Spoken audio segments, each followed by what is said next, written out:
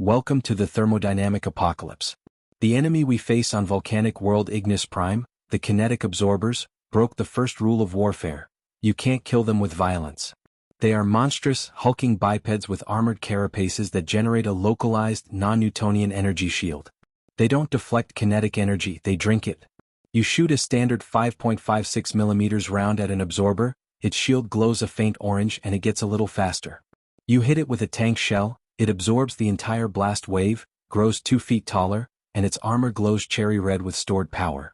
You drop a bunker buster bomb on a platoon of them, and out of the crater marches a squad of towering, incandescent juggernauts capable of punching through battleship armor.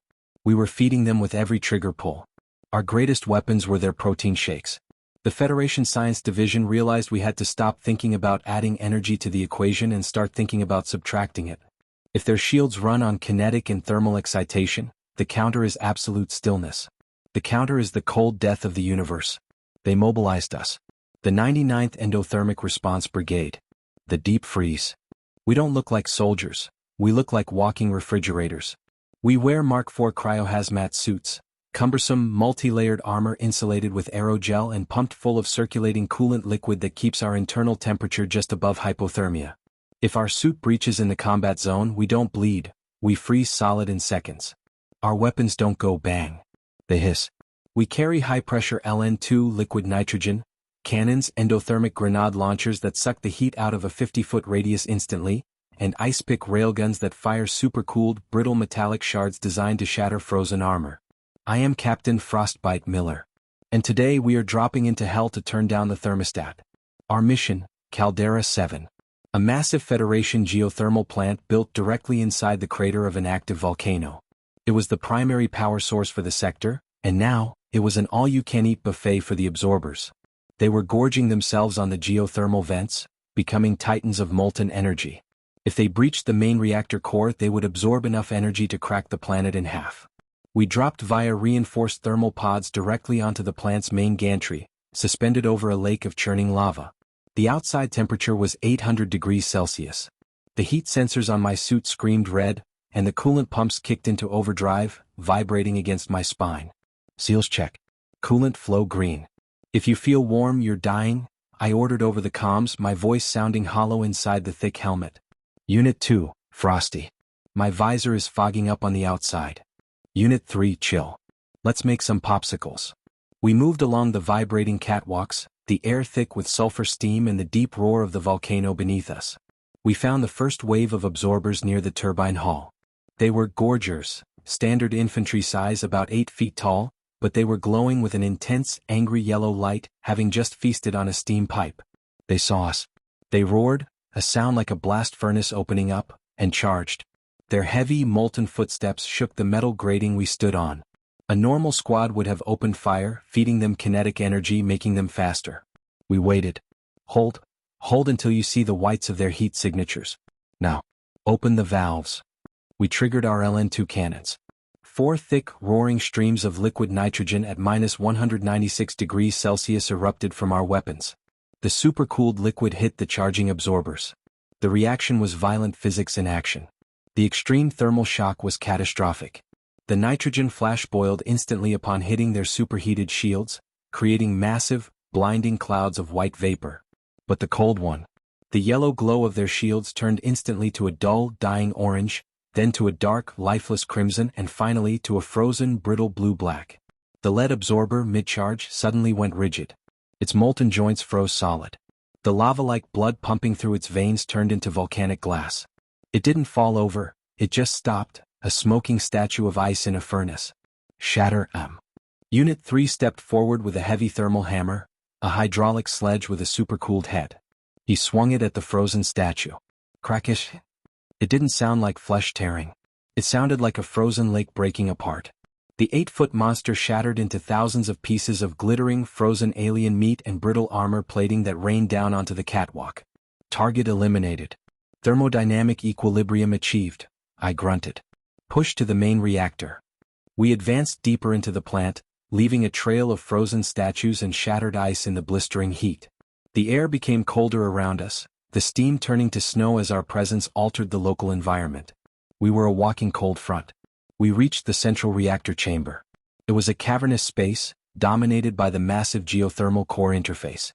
And standing on top of the core, feeding directly from the primary plasma conduit, was the boss. A Titan-class absorber. It was 30 feet tall, a monstrosity of overflowing energy. Its body was barely solid. It was a walking star, radiating so much heat that the paint on the walls 20 feet away was blistering. It was gorged on terawatts of power. It saw us. It didn't roar. It just emitted a pulse of pure thermal radiation. Heat spike. Brace. The heat wave hit us like a physical wall. My suit's external temperature gauge redlined instantly. The coolant system screamed, struggling to keep me from being cooked alive inside my own armor. The blast knocked us off our feet, sliding across the hot metal floor. Our handhelds won't be enough. It's too hot. The nitrogen is evaporating before it hits the shield.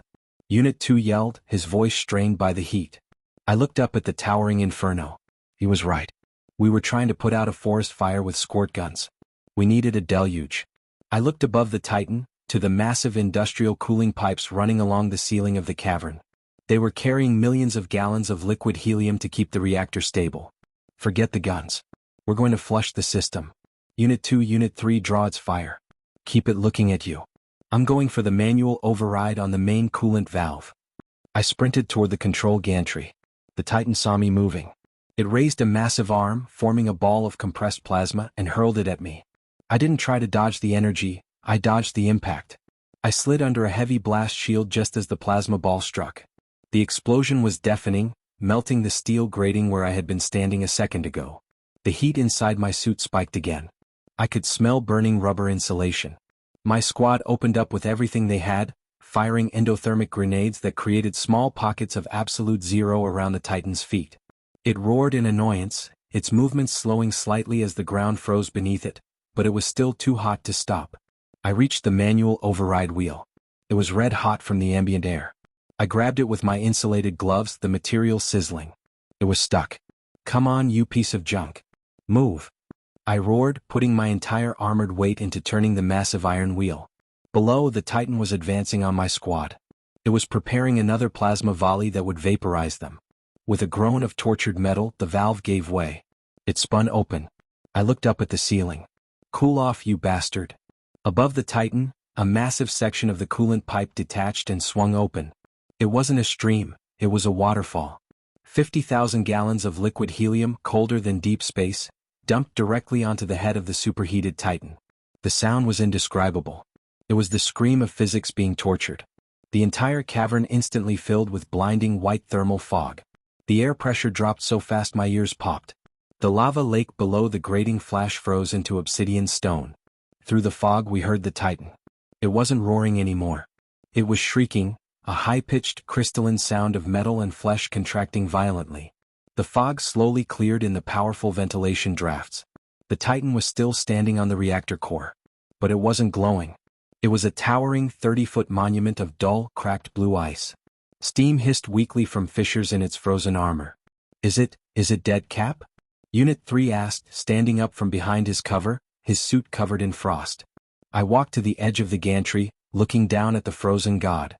I pulled my sidearm, a standard kinetic pistol that I kept for emergencies. Let's find out, I said.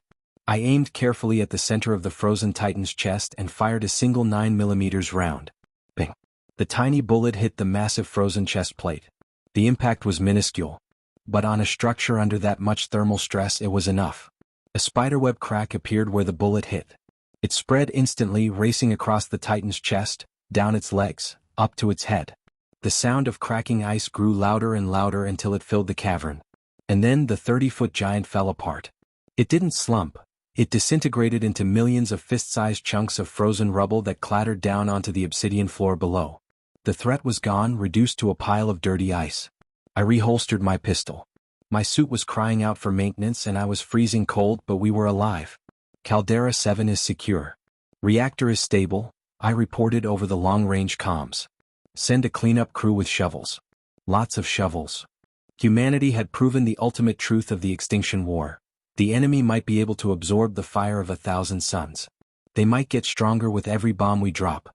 But nothing in this universe, no matter how hot or how angry, can fight the laws of thermodynamics. When you can't beat them with heat, You bring the absolute cold. We are the Deep-Freeze Brigade. And we just put the kinetic absorbers on ice. Permanently.